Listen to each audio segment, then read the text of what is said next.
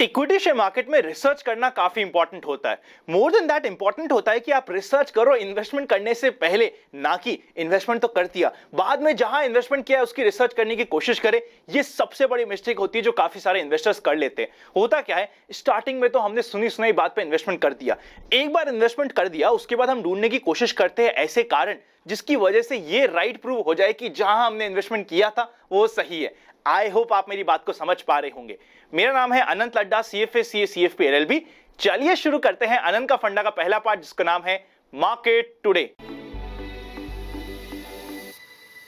सबसे पहले इंडेक्स के ऊपर नजर डालते हैं। सेंसेक्स और निफ्टी एकदम न्यूट्रल। निफ्टी में जैसा कि हमने कल के दिन बात कही थी कि 16,600 के नीचे 1 करोड़ से ऊपर ओपन इंटरेस्ट है स्पेशली पुट का, और 16,700 के ऊपर 1 करोड़ से ज्यादा ओपन इंटरेस्ट है कॉल का। इसीलिए इस रेंज में एक्सपायरी होने के चांसेस बढ़ जाते हैं। पर इसका मतलब ये नहीं कि ब्लाइंडली अगली बार से जो भी ये रेंज निकल के आ रही हो वहां पे हम कॉल और पुट दोनों ब्लाइंडली शॉर्ट कर दे। ये कई बार बैकफायर भी कर सकता है, क्योंकि जिस भी एक्सपायरी में आपको ट्रैप करना हुआ या नॉर्मली सबको ट्रैप करना हुआ, जिस भी साइड का मोमेंटम आएगा काफी क्विक आ सकता है। इस चीज का ध्यान रखिएगा।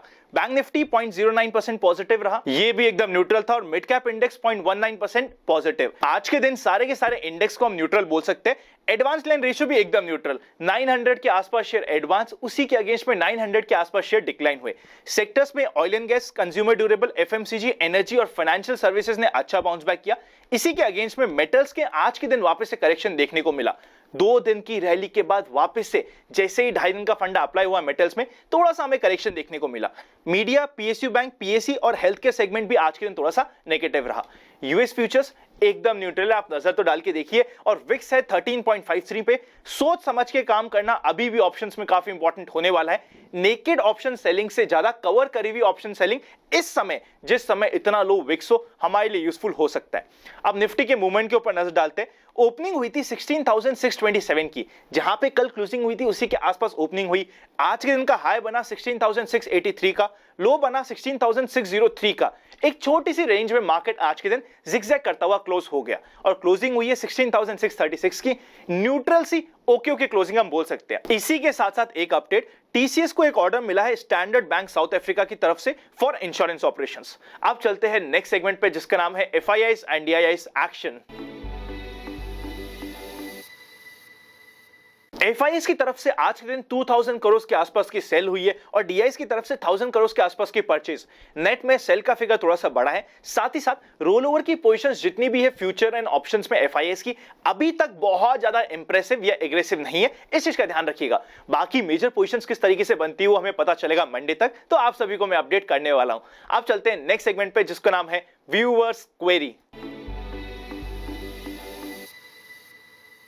सबसे पहली क्वेरी आ रही है SBI बैलेंस एडवांटेज फंड के रिलेटेड, जो NFO है। यहां पे देखिए, मुझे पर्सनली 2 दिक्कतें इस NFO से। सबसे पहले, मैं पर्सनली कभी भी NFO में इन्वेस्टमेंट करता ही नहीं हूं, ये आप सभी को पता है, क्योंकि NFO के अगेंस्ट में उस सेम कैटेगरी के एग्जिस्टिंग हमारे पास बहुत सारे परफॉर्मिंग फंड्स अवेलेबल है, इसलिए मुझे पर्सनली NFO पसंद नहीं आता। सेकेंड इंपॉर्टेंट मिस्टेक इसमें यह है, balance advantage as a category मुझे बहुत ज्यादा कंफ्यूजिंग लगती है, और मैं यूजुअली इन्वेस्टमेंट को रखना चाहता हूं सिंपल। मेरे हिसाब से अगर इन्वेस्टर को इन्वेस्टमेंट करना है, उसे इक्विटी का पोर्शन अलग, जो उसे पता है कि उसके लिए रिस्की पोर्शन है, जो उसे पता है कि आने वाले 5 से 10 सालों के लिए उसे इन्वेस्टमेंट रखना है, तो अलग रखना चाहिए इक्विटी का पोर्शन। उसी के साथ साथ डेट का पोर्शन हमें रखना चाहिए अलग। ये मेरी पर्सनल स्टाइल होती है। तो 2 कारण है कि मैं इस पर्सनली म्यूचुअल फंड में जो NFO आ रहा है उसमें इन्वेस्टमेंट करने का सोचूंगा भी नहीं। नेक्स्ट इंपॉर्टेंट क्वेश्चन है कि रोल ओवर कैसे किया जाता है। सपोज करते हैं आपने कवर्ड कॉल कर रखा है, कोई पर्टिकुलर शेयर खरीद रखा है, उसका कॉल बेच रखा है। अगले मंथ में आपको रोल ओवर करना होना, जो अभी इस मंथ का आपने कॉल बेच रखा है उसको कवर कर लीजिए, और अगले मंथ का वापस से कॉल सेल कर दीजिए। As simple as that. मतलब जो आपने अभी कॉल सेल कर रखा था उसको कवर कर दीजिए, और अगले मंथ की सेम चीज रोल ओवर कर दीजिए। इसी को ही रोल ओवर कहते हैं। नेक्स्ट इंपॉर्टेंट क्वेश्चन ये आ रहा है कि अनंत, एक्सपायरी में ये पर्टिकुलर शेयर चल सकता है, आपने कई बार हमें बताया है, उसके पीछे का कारण क्या होता है। देखिए, ये मैं यूजुअली देखता हूं ऑप्शंस के डेटा के बेसिस पे। मतलब क्या हुआ, सपोज करते एक ऐसा शेयर है जिसमें बहुत ज्यादा कॉल राइटिंग हो रखी है, मतलब सबको लग रहा है कि यह शेयर टूटना ही चाहिए एक्सपायरी से पहले। मतलब सपोज करते हैं थर्सडे को एक्सपायरी है, तो मंडे को और ट्यूसडे को यह शेयर टूटता भी है, तो काफी हाई चांसेस होता है कई बार अगर बहुत ज्यादा डेटा का बिल्डअप हो तो एक बार बाउंस बैक आए और जिन्होंने भी ज्यादा कॉल राइटिंग कर रखी है उन्हें थोड़ा सा ट्रैप करने की कोशिश करे। ये होती है मेरी स्टाइल। अब चलते हैं नेक्स्ट सेगमेंट पे जिसका नाम है स्टॉक्स इन फोकस।